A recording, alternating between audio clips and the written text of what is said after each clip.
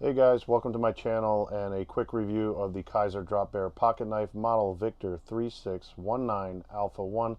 This is a new model for 2025. I purchased it for $69 plus tax, so it's a very reasonably priced knife. I'll go ahead and unbox it here so you can see how the knife is shipped. It comes in packaging, so it's just in essentially a clear plastic bag. Nothing too fancy here. It has a cleaning cloth with it basically, and a small adjustment wrench for some of the screws in the knife. But it's what I would consider a very good looking knife. I've really enjoyed carrying this over the last month. It's been a fantastic knife, and we'll get into the features here. So first we'll go over the specs. It's a manual folder that measures 7.13 inches overall when open, with a 3-inch drop point blade, so that's 0.11 inches thick. The handle is 4.1 inches long, and the whole knife weighs pretty lightweight at 3.2 ounces. So really it's perfect for everyday carry without weighing you down. It's also designed by Azo, which is made in China, so it's a Chinese knife, but the quality is pretty high for such an inexpensive knife, I would say. Comes with a reversible tip-up pocket clip for left or right-handed use, as you can see here.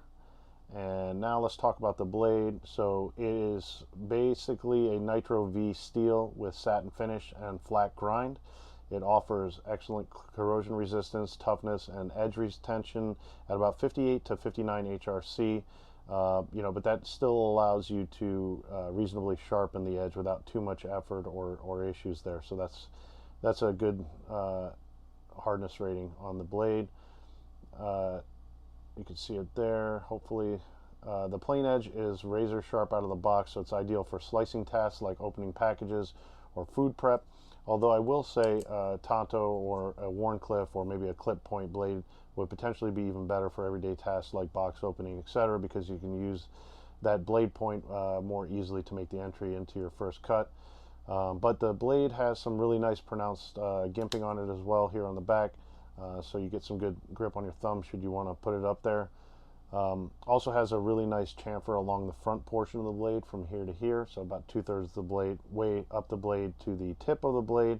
Has a nice design chamfer there, which brings it down to the drop point itself, or to the point itself, giving it that drop point styling.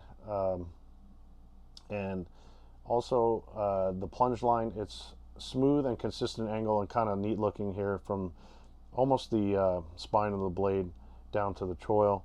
Not sure if you'll be able to pick that up on the video, but I'll try to show it to you there.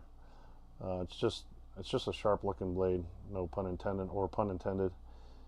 I will say that the scales, they're made from transparent acrylic. It's a PMMA material, so it's dust proof, waterproof, and super lightweight.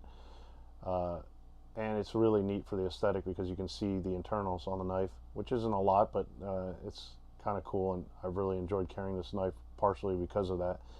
What stands out to me is the textured scales, and being able to see those internal mechanics while providing a good grip and comfortable hold that increases friction for better control, even in wet conditions. Deployment's really smooth thanks to the thumb stud opener and ball bearings, as you can see. It just drops out really easily when you pull back on that clutch lock. Speaking of the clutch lock, it's pretty much a game changer. So it's a crossbar lock with adjustable springs. So it's the Gemini spring system is what Kizer calls it here. It's basically 2 Omega springs like you'd see on a Benchmade.